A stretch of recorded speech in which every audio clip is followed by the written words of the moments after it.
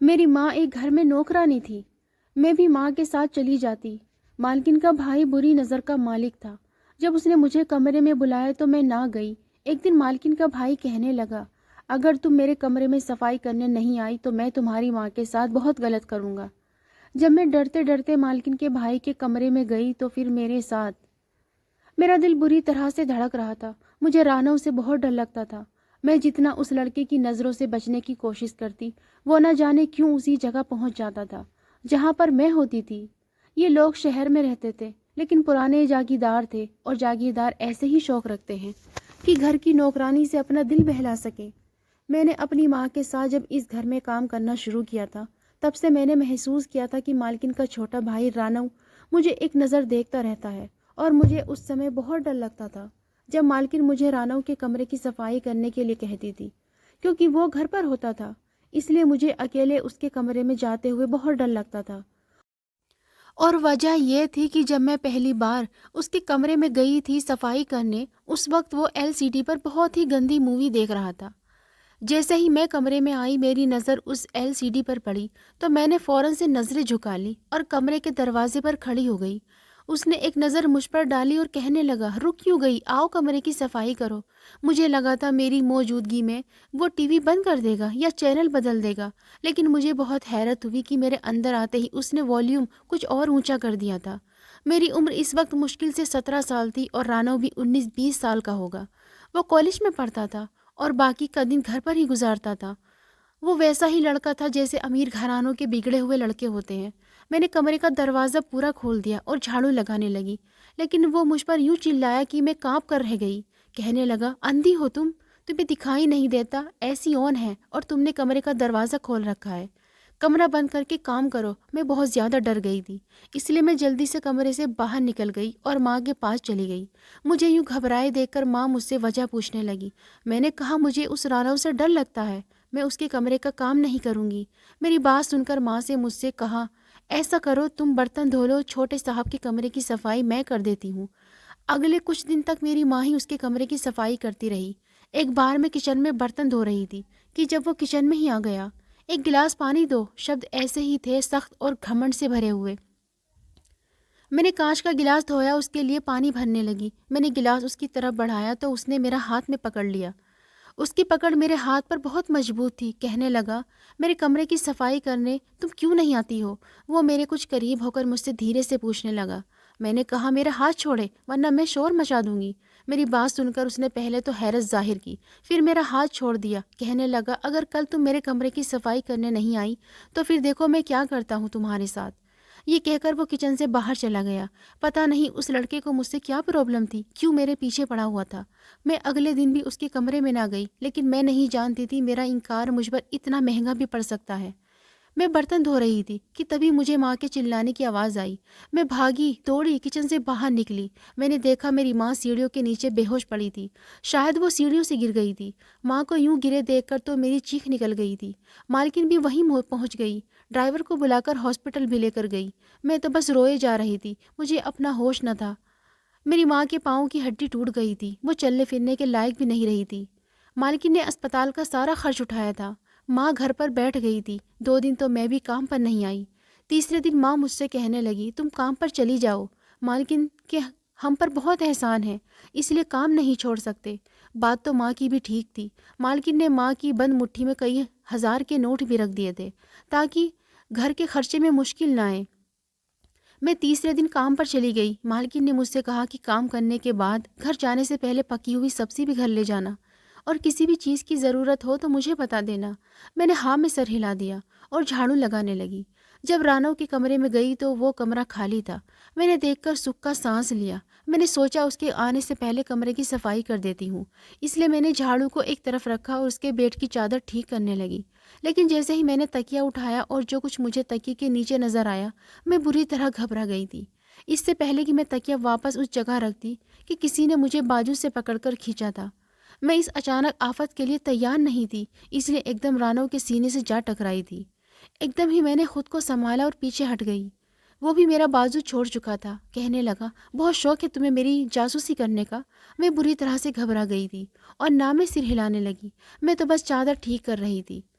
मुझे नहीं पता था कि तकिए के नीचे मेरी बात अभी यहीं तक पहुंची थी कि उसने मेरे मुंह पर हाथ रख दिया और मुझे आगे कुछ भी बोलने से रोक दिया। कहने लगा, जो कुछ भी तुमने अभी तकिए के नीचे देखा है इसके बारे में मेरी दीदी को भनक भी नहीं लगनी चाहिए, वरना याद रखना बहुत पछताओगी। वो मेरे बहुत पास होकर मुझे धमका रहा था। मैं इस वक्त बहुत ज़्यादा डर गई थी। मैंने कहा, मैं मालकिन को कुछ भी नहीं बताऊंगी। उसके बाद वो मुझसे कुछ पीछे हटा और कहने लगा, वेरी गुड, बस ऐसे ही मेरी हर बात मानती रहोगी तो खुश रहोगी। चलो अब अपना काम करो। ये कहकर वो जूतों के साथ ही बेड पर आकर आड़ा तिरछा लेट गया था। मैं भी अपने काम में लग गई और झाड़ू लगाने लगी। जैसे ही मैंने कमरा साफ किया और बाहर जाने लगी तो वो कहने लगा, सुनो लड़की। उसकी पुकार पर मेरे कदम दरवाजे के पास ही रुक गए थे। ऐसा करो, मेरे जूते उतारो। ये सुनकर मुझे हैरत हुई थी। मैं उसकी कोई गुलाम तो नहीं थी जो उसके जूते उतारती। मैं वहीं खड़ी रही। उसने पलटकर मेरी तरफ देखा और बहुत ही घमंड और गुस्से भरे शब्दों में कहने लगा, सुनाई नहीं देता तुम्हें? मैंने कहा है मेरे जूते उतारो। हुक्म देने वाले अंदाज में उसने मुझसे कहा था। मैं उस लड़के से कोई बहस नहीं करना चाहती थी, इसलिए उसके पास आकर उसके जूते उतारने लगी। शायद ये अमीर घमंडी लड़कों की आदत होती है कि गरीब लड़कियों की बेबसी को देखकर इनके दिल को सुकून मिलता है। मैंने जूते और सॉक्स उतार कर एक तरफ रख दिए। वो कहने लगा, सुनो इधर आओ। एक के बाद एक हुक्म था जो वो मुझे देकर मेरा सब्र आजमा रहा था। कहने लगा, तकिया हटाओ और वो सिगरेट मेरे पास लेकर आओ। अब वो बेड के क्राउन से टेक लगाकर बैठा था। उसके तकिए के नीचे मैंने शराब की छोटी सी बोतल और नशे वाली सिगरेट देखी थी। मालकिन बेशक अपने भाई से बहुत मोहब्बत करती थी, लेकिन शायद ऐसी बातों के बारे में उन्हें पता नहीं था, वरना वो उसे ज़रूर रोकती। मैंने तकिया पीछे किया और वो सिगरेट की डिब्बी रानव की तरफ बढ़ा दी। वो कहने लगा, इसमें से सिगरेट भी निकालो और मेरे मुंह में रखो, फिर लाइटर से जलाओ। ये सुनकर मुझे बहुत गुस्सा आया। मैंने कहा, मैं ये नहीं कर सकती, ये काम मेरा नहीं है। मेरी बात पर वो ज़ोर से हंसने लगा। कहने लगा, मुझे इनकार करने का मतलब समझती हो? उसकी बात पर मैंने नासमझी से उसे देखा था, लेकिन वो उठकर खड़ा हुआ और धीरे से चलता हुआ मेरे पास आया था और आकर मेरे सामने खड़ा हो गया। कहने लगा, याद है कुछ दिन पहले भी तुमने मेरी बात मानने से इनकार कर दिया था कि तुम मेरे कमरे की सफाई नहीं करोगी, और बदले में मैंने तुम्हारी माँ की टांग ही तोड़ दी। ये सुनकर तो मैं दंग रह गई थी। कैसी हकीकत थी जो मेरे ऊपर खुल रही थी। ये कहकर वो हंसने लगा था। कहने लगा, सरफ वाला पानी मैंने ही सीढ़ियों पर गिराया था। तुम्हारी माँ ऐसी गिरी थी, सीधा हॉस्पिटल पहुंच गई। अब देखो, आ गई ना तुम मेरे कमरे में। मुझे उस लड़के की घटिया सोच, घटिया हरकत पर बहुत ही अफसोस हुआ था। मैंने कहा, आपको शर्म आनी चाहिए। अपने दिल को सुकून देने की खातिर आपने मेरी माँ के पैर की हड्डी तोड़ दी। आपको पता है मेरी माँ कितनी तकलीफ़ में थी, कितनी दर्द के मारे वो चीख रही थी। मेरी बात पर वो मुस्कुराया। कहने लगा, रानम को कोई इनकार करे तो उसको मैं कहीं का नहीं छोड़ता। चलो शाबाश, अब ये सिगरेट मेरे मुंह में डालो और लाइटर से जलाओ। उसने दोबारा से कहा, गरीब होना शायद बहुत बड़ा जुर्म होता है।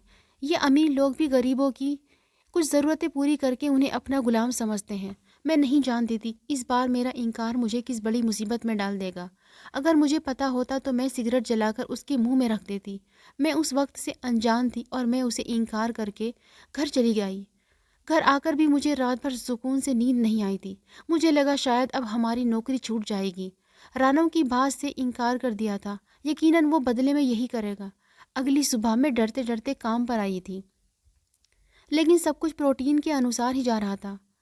मुझे कुछ सुकून हुआ था। मेरा थोड़ा सा ही काम रह गया था जब मालकिन रानव से कहने लगी कि वो अपनी दोस्त की बर्थडे पार्टी में जा रही है, कल सुबह ही वापस लौटेगी और वो भी उसके साथ चले। लेकिन रानव ने इनकार कर दिया। जब मुझे ये मालूम हुआ कि मालकिन जा रही है तो मैंने भी झटपट अपना काम निपटाया ताकि मैं उनके जाने से पहले ही बंगले से निकल जाऊं। मेरा काम लगभग ख़त्म हो चुका था। मैं भी मालकिन के साथ ही बाहर निकलने लगी जब रानव ने कहा कि दीदी, आज मैं इस नौकर के हाथ का खाना नहीं खाऊंगा। इस लड़की से कहो मेरे लिए खाना बना कर जाए। ये सुनकर मेरा दिल ज़ोर से धड़का था। मालकिन कहने लगी, पूर्वी तुम रानव के लिए खाना बना दो। मैंने कहा, मालकिन मैं ज़रूर बना देती, लेकिन आपको तो पता है मेरी माँ इस समय बिस्तर पर पड़ी हुई है और उन्हें मेरी ज़रूरत होगी। मालकिन ने रानव से कहा कि ऐसा करो, तुम बाहर से ऑर्डर कर लो, लेकिन वो नहीं माना। मालकिन मुझसे कहने लगी, पूर्वी मैं अपने भाई से बहुत मोहब्बत करती हूँ। मेरे माँ बाप इस दुनिया में नहीं हैं, लेकिन रानव के मैं सब कुछ हूँ और उसकी ज़रूरतें पूरी करने के लिए ही मैंने इतने नौकर रखे हैं। अब अगर उसने तुम्हारे हाथ का खाना खाने का मन बना लिया है तो बना दो। क्या मैं तुम्हारी माँ के लिए इतना सारा खर्चा बर्दाश्त नहीं कर रही? खाना बनाने में समय ही कितना लगता है। वो मुझ पर अपना किया गया एहसान जताकर चली गई थी। मुझे खाना बनाने पर एतराज़ नहीं था, मुझे रानों पर भरोसा न था। अभी कल ही तो वो मुझे धमकी दे रहा था। फिर मैं जल्दी से किचन गई और वहाँ खड़े नौकर से पूछने लगी, रानव क्या खाएगा? इससे पहले कि वो कुछ बताता, रानव खुद ही किचन में आ गया और उससे कहने लगा कि तुम्हारी छुट्टी है, तुम अपने घर जाओ। ये सुनकर तो मेरा रंग फिर से उड़ गया था और वो नौकर किचन से बाहर निकल गया। वो मुझसे कहने लगा, खाना मुझे खाना है तो मुझसे पूछो। वो कहने लगा, मुझे बिरयानी खानी है, साथ में फ़िश फ्राई कर लेना और साथ में कुछ कबाब भी ज़रूर फ्राई कर लेना, और हाँ, मीठे में गाजर का हलवा बनाना। वो अच्छा खासा मेन्यू बताकर बाहर चला गया था। मैं जितनी जल्दी सब बना सकती थी बना रही थी, लेकिन ये सब बनाते हुए भी मुझे 2 घंटे लग गए थे। शाम का समय हो चुका था और अब तो अंधेरा भी गहरा होने लगा था। मुझे घर भी अकेले जाना था। मैंने सब कुछ बनाकर डाइनिंग टेबल पर सजाया और जल्दी से बाहर जाने लगी।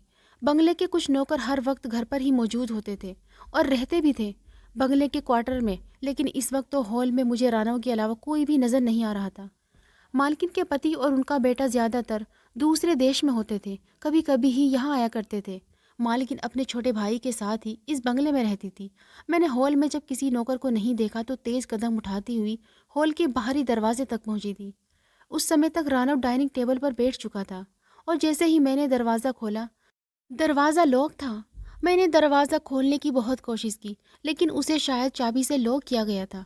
मैंने जल्दी से पलटकर डाइनिंग टेबल पर बैठे रानव की तरफ देखा था। मैं समझ गई थी ये सब रानव ने ही किया है। इस समय इस बंगले के अंदरूनी हिस्से में सिर्फ मैं थी या फिर रानव। हॉल के अलावा और कोई दरवाज़ा ऐसा न था जहाँ से मैं बाहर निकलती। मेरी बेबसी का ये हाल था कि मैं रोने लगी। मैंने दरवाज़ा खटखटाना शुरू कर दिया कि शायद कोई दरवाज़ा खोल दे, लेकिन वो पत्थर दिल लड़का बड़े आराम से बिरयानी खा रहा था। मैं रो रही थी, बार बार दरवाजे बजा रही थी। मुझे यूँ रोता देखकर कहने लगा, सब कुछ बेकार है, तुम्हारा रोना धोना चीखना चिल्लाना सब बेकार है। मैंने सारे नौकरों को आज रात की छुट्टी दे दी है। पूर्वी, मेरे अलावा तुम्हारी पुकार सुनने वाला आज कोई नहीं है, इसलिए तुम जितना चाहे चिल्ला सकती हो। ये कहकर वो बिरयानी के साथ साथ कबाब भी खाने लगा। मैं उसके पास आ गई। मैंने कहा, प्लीज़ ये दरवाज़ा खोल दो, मेरी माँ परेशान हो रही होगी, रात हो रही है, मुझे घर भी जाना है। लेकिन शायद वो अपने सीने में दिल ही नहीं रखता था।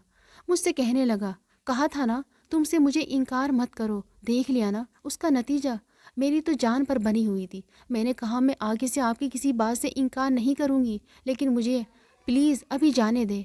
मेरी माँ मेरी वजह से परेशान हो रही होगी। शायद ये मेरी बेबसी की आखिरी हद थी कि मैंने उसके सामने हाथ जोड़ दिए। वो कहने लगा, देखो पूर्वी, बात है कि अगर कोई मेरी बात से इनकार कर दे तो मुझे उस पर बहुत गुस्सा आता है और मैं बदला लिए बिना उसे छोड़ता नहीं हूँ, लेकिन मेरी मिन्नतें कर रही हो तो ठीक है। उसने गाजर का हलवा अपनी प्लेट में डालते हुए कहा था और ये सुनकर मेरी जान में जान आ गई थी। मैंने अपने आंसू जल्दी से साफ किए और कहा, मुझे चाबी दे दो। मेरी बात सुनकर कहने लगा, चाबी भी दे दूंगा, इतनी भी जल्दी क्या है, पहले ये सब बर्तन उठाओ यहाँ से। अब सारे नौकर तो यहाँ से जा चुके हैं, तो अब ये काम तो तुम्हें ही करना पड़ेगा। मैं कोई भी बहस नहीं करना चाहती थी। मैं सोच रही थी कि रानव का मूड ज़्यादा ख़राब ना हो और वो मुझे बाहर जाने दे। मैंने घड़ी की तरफ देखा तो 8:30 बज रहे थे। मैं रोने लगी। जल्दी जल्दी सारे बर्तन समेटे, उन्हें धोए और किचन से बाहर आई तो रानव हॉल में नहीं था। उसके कमरे की लाइट ऑन थी। मेरा जी चाहा मैं फूट फूट कर रहूं। मैं इस समय उसके कमरे में नहीं जाना चाहती थी, लेकिन मुझे चाबी भी लेनी थी जो उस बददिल आदमी के पास थी। मैं उसके कमरे के बाहर खड़ी रही, कमरे पर दस्तक दी। वो कहने लगा, दरवाज़ा खुला है, अंदर आ जाओ। मैंने कांपते हाथों से दरवाज़ा खोला तो बेड पर टेक लगाए बैठा हुआ था।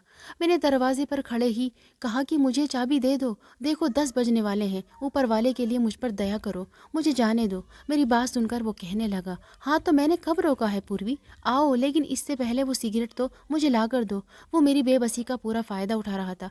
मैं कमरे में आई, सामने टेबल के ऊपर ही सिगरेट और लाइटर पड़ा हुआ था। मैंने सिगरेट और लाइटर उठाया और सिगरेट उसके मुंह में रखकर लाइटर भी जला दिया। सिगरेट लेकर उसने धुआं मेरे मुंह पर उठाया था। कहने लगा, अब मेरा रूम फ्रीज खोलो और वहाँ से शराब निकालो और गिलास में भी डालो। उसकी यह बात सुनकर मैं अपनी जगह खड़ी रही, आगे नहीं बढ़ी थी। जिस पर वो चिल्लाकर बोला, तुम्हें सुनाई नहीं देता?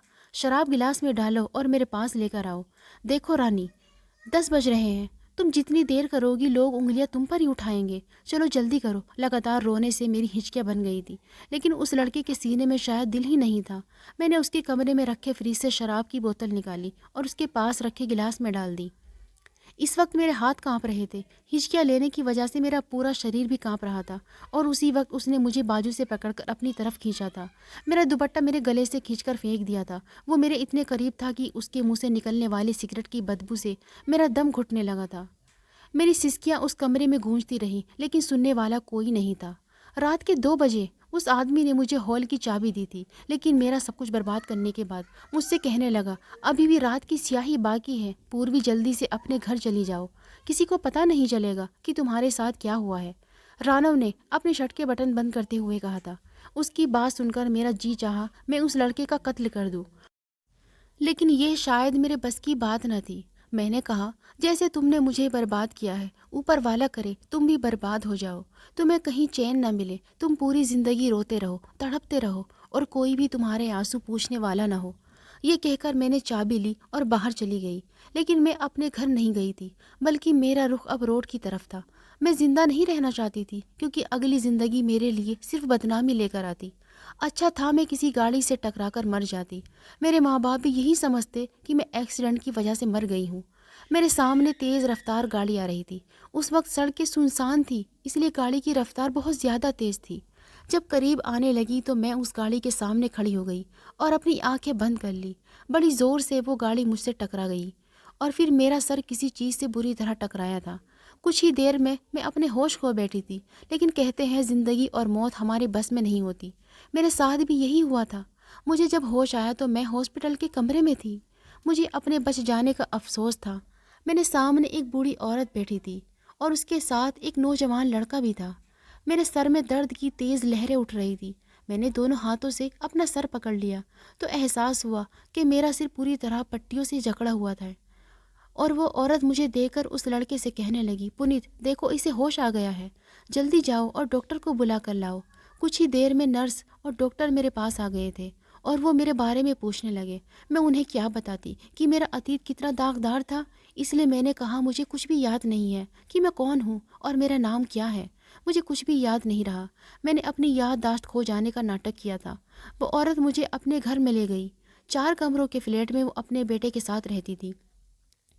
मैं उनकी गाड़ी से ही टकराई थी। वो काफ़ी अच्छी औरत थी, मेरा ख्याल भी बहुत रखती थी। जब मैं कुछ चलने फिरने के काबिल हो गई तो खुद ही घर की सारी जिम्मेदारी भी संभाल ली थी। उनका बेटा एक दिमागी डॉक्टर था। इसी फ्लैट के कमरे में उसने अपना एक क्लिनिक बनाया हुआ था। सुना था कि उसके हाथों में जादू है। उसने कई बार मुझसे भी कहा कि मैं अपने अतीत के बारे में सोचने की कोशिश करूं, शायद मुझे कुछ याद आ जाए। लेकिन मैं भूली ही कब थी जो याद करने की कोशिश करती। जब भी वो चाहता कि मुझे कुछ याद दिला सके तो मैं सर दर्द का बहाना बना देती। तो वो आंटी अपने बेटे को डांटने लगती और कहती, उसे याद नहीं आ रहा तो क्यों उसके पीछे पड़े रहते हो। वो कहता, माँ ये लड़की अपनी पूरी याददाश्त नहीं भूली है, क्योंकि ये सब कुछ नहीं भूली है। इसे खाना बनाना अच्छे से आता है, इसे पता है क्या चीज़ कैसे पकाते हैं, हर काम इसे करना आता है। इसका मतलब ये सब कुछ नहीं भूली है। ये सुनकर मुझे अपनी गलती का एहसास हुआ था, लेकिन खैर मैंने अपना नाटक जारी रखा। धीरे धीरे 1 साल बीत चुका था।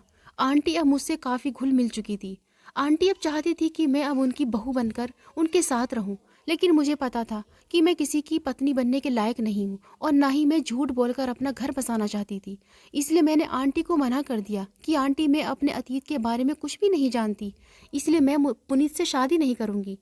एक दिन खुद ही पुनीत मेरे सामने आ गया। कहने लगा, सोनम मैं तुमसे प्यार करता हूँ और तुमसे शादी करने के लिए मैंने ही अपनी माँ को फोर्स किया है, और माँ को तो तुम वैसे ही बहुत पसंद हो, इसीलिए माँ भी मान गई थी। लेकिन तुम इनकार क्यों कर रही हो। मैं तुम्हें सारी खुशियाँ दूंगा जो एक लड़की का सपना होता है। किस्मत के इस मेहरबानी पर मेरी आंखों में आंसू चमकने लगे थे, लेकिन मैं शायद इस मेहरबानी के लायक नहीं थी। मैंने कहा, पुनीत मैं तुमसे शादी नहीं कर सकती, मुझे नहीं पता मेरा अतीत क्या था। पुनीत कहने लगा, जब तुम्हें सब कुछ याद आ जाए तब हम तुम्हारे माँ बाप के पास भी चलेंगे, और तुम्हारी उम्र को देखते हुए इतना तो मैं विश्वास के साथ कह सकता हूँ कि तुम शादीशुदा नहीं हो। अपने दिल पर हाथ रखकर फैसला करो सोनम, क्या तुम्हारे दिल में मेरे लिए कुछ भी नहीं है। सोनम नाम आंटी ने ही मुझे दिया था, मैं उससे नजरें चुरा गई थी, ये सच था। कि मैं दिल ही दिल में पुनीत को पसंद करने लगी थी, लेकिन मैं उसे झूठ में रखकर, धोखे में रखकर भी शादी नहीं कर सकती थी। और फिर मैंने रोते हुए पुनीत को सारी सच्चाई बता दी। मैंने कहा, पुनीत, मैं भूली ही कब हूँ, मुझे सब याद है। बस भूलने का नाटक करती थी, भूल जाना चाहती थी अपने उस काले अतीत को। और फिर आप लोगों ने मुझे सहारा दिया, इतना प्यार दिया। आप लोगों को छोड़कर मैं कहाँ जाती, इसलिए झूठ बोलकर आप लोगों के पास ही रहने लगी। मैंने रानव के बारे में पुनीत को सब कुछ बता दिया था। पुनीत बड़े गौर से मेरी सारी बातें सुनता रहा, फिर उठकर चला गया। मुझे विश्वास था कि वो अब मुझसे शादी नहीं करेगा। मैं भी रोते हुए अपने कमरे में आ गई और अपना सामान पैक करने लगी। मुझे पता था सच्चाई जानने के बाद अब वो लोग मुझे अपने घर में नहीं रहने देंगे। लेकिन मैं हैरान रह गई। अगले ही दिन आंटी मेरे पास आई थी।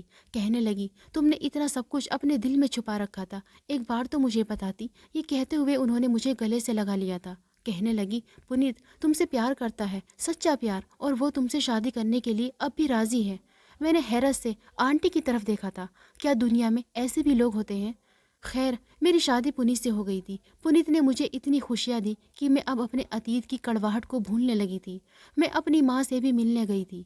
पुनीत भी मेरे साथ ही गया था। उसने ही सारी बात संभाल ली थी। मेरी माँ मुझे देखकर बहुत खुश थी। मेरी माँ को यही पता था कि मेरा एक्सीडेंट हो गया था और मैं अपनी याददाश्त भूल चुकी थी। माँ ने बताया कि उन्होंने नौकरी छोड़ दी है और वो कहीं दूसरी जगह नौकरी करती है। थोड़ी देर माँ के पास बैठकर मैं घर वापस आ गई थी। मैं पुनीत के साथ बहुत ही अच्छी खुशहाल ज़िंदगी गुजार रही थी। लेकिन एक दिन वो हुआ कि मेरे होश उड़ गए। शाम की चाय में अक्सर पुनीत को उसके क्लिनिक पर ही देने चली जाती थी। उस समय ज़्यादा मरीज़ नहीं होते थे, इसलिए हम दोनों साथ चाय पीते और खूब बातें भी किया करते थे। ऐसे ही एक शाम थी जब मैं चाय का कप देने उसके क्लिनिक पर गई थी, लेकिन कमरे के दरवाजे पर ही रुक गई, क्योंकि अंदर से आने वाली आवाज़ों ने मेरे पैरों को वहीं रोक दिया था। वो कह रहा था कि मैंने उसे बर्बाद कर दिया। डॉक्टर, वो मेरी मिन्नतें करती रही, हाथ जोड़ती रही, अपनी इज्जत की भीख मांगती रही, लेकिन मुझे उस पर दया नहीं आई। मैं उसकी आवाज़ को कैसे भूल सकती थी? वो तो रानव था। मेरा पति उससे कहने लगा, देखे मिस्टर, आप खुद कह रहे हैं कि वो लड़की अब मर चुकी है। उसी रात उसका एक्सीडेंट हो गया था, तो क्यों आप इस बात को मान नहीं लेते? भूल जाइए इस हादसे को। पुनीत उसे समझाने लगा। रानव ने कहा, कैसे भूल जाऊं? मैं भूल ही तो नहीं पा रहा हूँ। पिछले 1 साल से मैं सोया नहीं हूँ। मैं सोने के लिए आंखें बंद करता हूँ तो मुझे उसकी सिसकियाँ सुनाई देती हैं। मुझे लगता है वो मेरे सामने खड़ी है और हाथ जोड़कर रो रही है, कह रही है, मुझे जाने दो, मेरे माँ बाप मेरा इंतज़ार कर रहे हैं। उसकी आवाज़ मेरे कानों में हर तरफ गूंजती रहती है। मुझ पर न शराब असर करती है और ना ही नींद की दवाई। मैं सोना चाहता हूँ, लेकिन उसकी सिसकियाँ मुझे सोने नहीं देती। डॉक्टर, कुछ ऐसा करो कि मुझसे मेरी याददाश्त ही छीन लो, वरना मैं पागल हो जाऊँगा।